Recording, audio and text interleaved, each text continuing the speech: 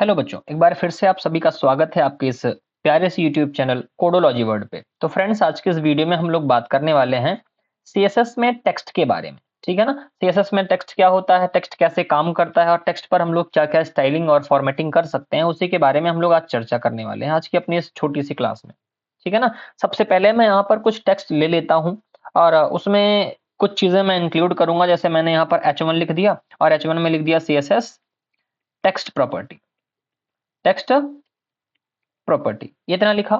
इसको लिखने के बाद मैंने सेव किया और सेव करके बच्चों मैं इसको रन करा लेता हूं।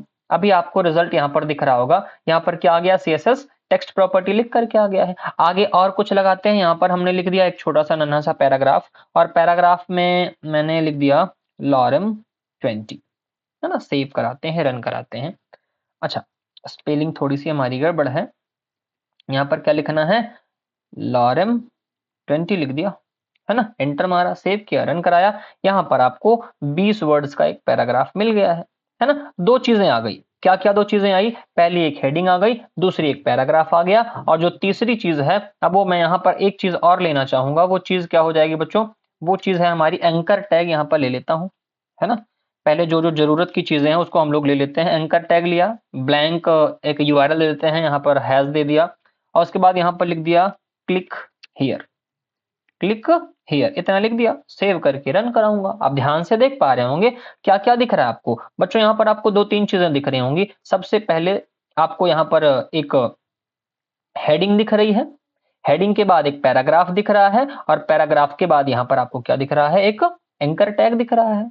इतनी बातें तो समझ में आ रही होंगी। तीन चीजें हमने ले रखी हैं। आओ स्टाइलिंग करना प्रारंभ करते हैं। सबसे पहले हमने लगाना है स्टाइल टैग और स्टाइल टैग के बाद पहली जो फॉर्मेटिंग है बच्चों, वो पहली फॉर्मेटिंग अपन को H1 पे करनी है।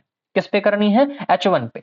सबसे पहले हमको ये जो टेक्स्ट दिख रहा है ना, इस टेक्स्ट का कलर बदलना है। तो उसके लिए हम लोग कौन सी प्रॉपर्टी इस्तेमाल करते हैं, कलर प्रॉपर्टी इस्तेमाल करेंगे। और कलर प्रॉपर्टी में हमने कलर ले लिया ब्राउन, है ना। सेव करूंगा, रन कराऊंगा। आप ध्यान से देखिए, H1 का कलर क्या हो गया है, ब्राउन कलर हो गया है। पहली प्रॉपर्टी समझ में आ गई सर, वेरी गुड। अब जब समझ में आया है तो दूसरी प्रॉपर्टी की बात करते हैं। दूसरी प्रॉपर्टी में हम लोग इसी टेक्स्ट की पैडिंग, मार्जिन वगैरह को भी बदल सकते हैं। उसके बारे में हमने पढ़ा भी है, पढ़ाया भी है। बॉर्डर लगाना है, बॉर्डर लगाऊंगा कितने पिक्सल का, 1 पिक्सल का बॉर्डर चाहिए हमको और सॉलिड होना चाहिए, ग्रीन ले लो, है ना। ये सब हम ले सकते हैं बट इसका भी कोई मतलब, कोई यूज नहीं है। बस क्या क्या टेक्स्ट के अंदर आप इस्तेमाल कर सकते हो, मैं केवल उसके बारे में आपको समझाना चाहता हूं। जैसे पैडिंग की बात आई, अभी पैडिंग लगा दूंगा मैं सर कितने पिक्सल की, 20 पिक्सल की पैडिंग दे दूंगा, सेव करूंगा, 20 पिक्सल की पैडिंग आ गई, है ना। आपको लगाना है 10 पिक्सल की पैडिंग, मैं 10 पिक्सल की पैडिंग लगा दूंगा, 10 पिक्सल की पैडिंग आ गई। तो पहली चीज तो है टेक्स्ट का कलर बदलना है, तो आप कौन सी प्रॉपर्टी इस्तेमाल करोगे, कलर प्रॉपर्टी। आगे अगली बात क्या आती है, अगली बात मैं पैराग्राफ पर समझाना चाहूंगा आपको। सबसे अगली चीज जो है बच्चों, वो है टेक्स्ट अलाइन।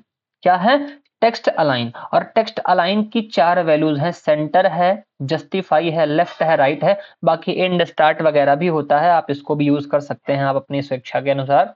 बट 4 आपने बेसिक प्रॉपर्टीज पढ़ी। अभी मैं यहाँ पर जस्टिफाई लगा देता हूँ, सेव करूंगा। आप ध्यान से देखो, पूरा कंटेंट ये वाला पूरा पैराग्राफ क्या हो गया, जस्टिफाई हो गया। जस्टिफाई हटाइए सर, राइट लगाइए, मैं एंटर करूंगा, राइट लगाऊंगा। अब ध्यान से देखो, राइट अलाइन हो गया, है ना। राइट भी नहीं लगाना है मुझको, लेफ्ट लगाना है। एंटर करूंगा, सेव करूंगा, लेफ्ट हो गया लाइन।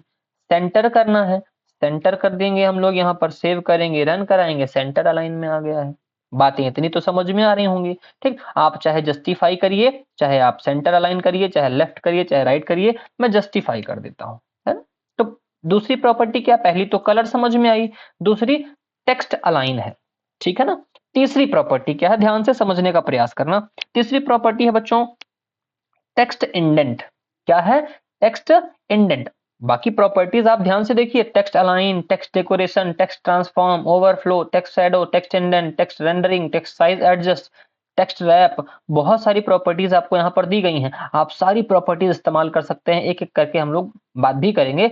मगर अगली प्रॉपर्टी है टेक्स्ट इंडेंट की। और टेक्स्ट इंडेंट में हमने दे दिया करीब करीब 40 पिक्सल के आसपास। कितना दे दिया, 40 पिक्सल। और सेव करूंगा, रन कराऊंगा। आप ध्यान से देखो, पैराग्राफ जो है ना, यहां से लेकर यहां तक स्पेसिंग आ गई है ना, इसको मैं और बढ़ाऊंगा, 40 नहीं इसको 70 पिक्सल कर दूंगा, सेव करके रन कराऊंगा, देखो स्पेसिंग और बढ़ गई ना। अगर यहाँ पर इसको 10 पिक्सल कर दूंगा तो स्पेसिंग घट जाएगी। ये जो लॉरेम वर्ड लिखा है ना, इसको ध्यान से देखिएगा, ये बिल्कुल नजदीक आ जाएगा। और यहाँ पर इसको सेव करता हूँ आके, अब ध्यान से देखो लॉरेम नजदीक आ गया ना। तो आप इसको इस हिसाब से क्या कर सकते हो, इंडेंटेशन भी आप मैनेज कर सकते हो किसी पैराग्राफ की। तो पैराग्राफ की हमने क्या मैनेज कर लिया, यहाँ पर इंडेंटेशन को मैनेज कर लिया है। दो प्रॉपर्टी हो गई। सर तीसरी प्रॉपर्टी बताइए बच्चा। तीसरी प्रॉपर्टी होती है लेटर स्पेसिंग की। किसकी होती है, लेटर स्पेसिंग की प्रॉपर्टी होती है। यहाँ पर लेटर स्पेसिंग मैं कर देता हूं कुछ भी 2 पिक्सल कर दूं, है ना। सेव करूंगा, रन कराऊंगा, आप ध्यान से देखो हर लेटर के बीच में कितना कितना स्पेस आ गया है, 2-2 पिक्सल का आ गया है। 3 पिक्सल करूंगा या 4 पिक्सल करूंगा, आप ध्यान से देखो हर लेटर के बीच में कितने कितने पिक्सल की स्पेसिंग आ गई है, 4-4 पिक्सल की स्पेसिंग आ गई है। तो आप इसको अपने हिसाब से जैसे चाहें वैसे मैनेज कर सकते हैं। हमको 1 पिक्सल की स्पेसिंग चाहिए थी, हमने 1 पिक्सल की स्पेसिंग ले ली। कितनी बात समझ में आई। पहली प्रॉपर्टी कलर, टेक्स्ट के कलर को बताएगी। उसके बाद टेक्स्ट के अलाइनमेंट को कौन बताएगा, टेक्स्ट अलाइन। टेक्स्ट में इंडेंटेशन कौन सेट करेगा, टेक्स्ट इंडेंट। और लेटर्स के बीच में स्पेसिंग कौन लाएगा, तो वो है लेटर स्पेसिंग। अब यहाँ पर एंकर ले रखा है, ध्यान से देखो एंकर किस कलर का है, ब्लू कलर का है ना। एंकर में क्या आई है, अंडरलाइन आई है ना। हम दोनों बातों को हटाना चाहते हैं। हमने एंकर लिया, अब मैं चाहता हूं ना कि जो एंकर का कलर है बच्चा वो बदल जाए। वो एंकर का कलर जो है ना वो हो जाए कैसे, चॉकलेट कलर का हो जाए। सेव करूंगा, रन कराऊंगा, एंकर का कलर कैसा हो गया, चॉकलेट कलर का हो गया।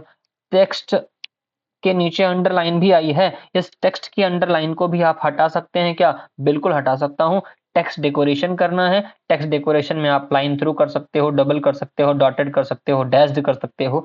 मान लीजिए मुझको डैश्ड करना है, मैं सेव करूंगा, रन कराऊंगा। यहाँ पर भी ये वर्क नहीं कर रहा, नन कर दो या फिर डबल अंडरलाइन कर दो। क्या कर दो आप, डबल अंडरलाइन। अंडरलाइन, सेव करूंगा, रन कराऊंगा, ध्यान से देखिए अंडरलाइन कितनी हो गई है। यहाँ पर मैं जूम करके भी दिखा देता हूँ, अंडरलाइन डबल आ गई ना। आप डबल करना चाहते हो डबल कर दो, मैं चाहता हूं ये अंडरलाइन हट ही जाए, बिल्कुल दिखे ही ना, तो उसके लिए हमको क्या करना पड़ेगा, नन करना पड़ेगा। क्या करना है हमको, नन। और सेव करूंगा, रन कराऊंगा, आप ध्यान से देखिए अंडरलाइन गायब हो गई, लेकिन अभी भी ये हमारी हाइपरलिंक है। बात इतनी समझ में आई कि नहीं। तो ये कुछ बातें आपको समझ में आई होंगी, जहां पर हम लोगों ने कुछ प्रॉपर्टीज के बारे में देखा, पढ़ा और सीखा।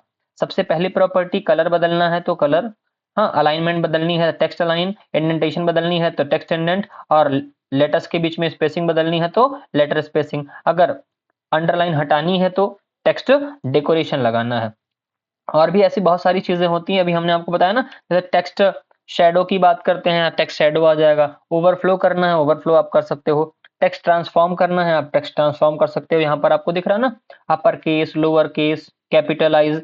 हम चाहते हैं कि ये क्या हो जाए, ये कैपिटलाइज या अपर केस हो जाए। टेक्स्ट ट्रांसफॉर्म हमने अपर केस कर दिया, सेव करके रन कराऊंगा, आप देखो पूरा सीएसएस प्रॉपर्टी, टेक्स्ट प्रॉपर्टी है किस कलर केस में आ गया, अपर केस में आ गया है।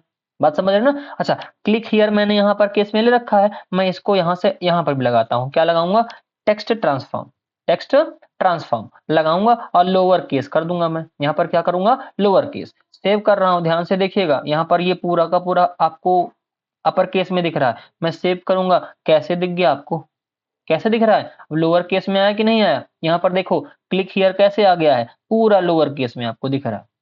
ठीक है ना। तो ये कुछ टेक्स्ट की प्रॉपर्टीज होती हैं जिनका इस्तेमाल आप लोग अलग अलग कामों के लिए कर सकते हैं। मैंने आपको टेक्स्ट ट्रांसफॉर्म भी बता दिया। अब जैसे यहाँ पर बॉर्डर वगैरह ले रखा है, विड्थ वगैरह ले रखी है, उसमें आपको ओवरफ्लो करना है कि नहीं करना है, आप उसके लिए टेक्स्ट ओवरफ्लो लगा सकते हो। यहीं पर आपको क्या लगाना होता है, टेक्स्ट ओवरफ्लो। ये आपको दिख रही है प्रॉपर्टी, ठीक। तो टेक्स्ट ओवरफ्लो ले लोगे आप, तो टेक्स्ट ओवरफ्लो में क्लिप होना है कि एलिप्टिकल फॉर्मेट में आना है, कैसे आपको टेक्स्ट ओवरफ्लो करना है वो आपको यहाँ पर पता चल जाएगा। लेकिन उसके लिए आपको विड्थ और बॉर्डर ये दोनों लगाने होंगे, ठीक। तो ये हमारी कुछ प्रॉपर्टीज रही टेक्स्ट की। बाकी टेक्स्ट रेंडरिंग है, टेक्स्ट शैडो आनी है कि नहीं आनी, हमने यहाँ टेक्स्ट शैडो ले लिया। अब कितनी शैडो आनी है, मान लीजिए मैं चाहता हूँ 20 पिक्सल की शैडो आ जाए।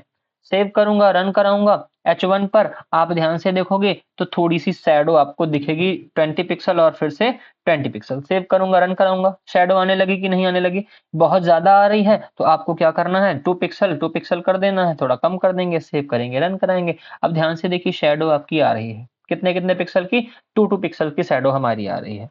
तो ये कुछ बातें आपको इस तरीके से समझ में आ रही होंगी। कलर वगैरह बदलना चाहते हो तो आप यहाँ से उसका कलर वगैरह भी बदल सकते हो। ठीक, यहाँ पे मैंने येलो दे दिया, सेव करूंगा, रन कराऊंगा। अब ध्यान से देखिए, बहुत सुंदर तरीके से, बहुत प्यारे तरीके से हमारे टेक्स्ट की शेडो आ रही है कि नहीं आ रही। ठीक, 2 पिक्सल की शेडो आ रही है किधर, राइट साइड में, और 2 पिक्सल की शेडो किधर आ रही है, बॉटम साइड में।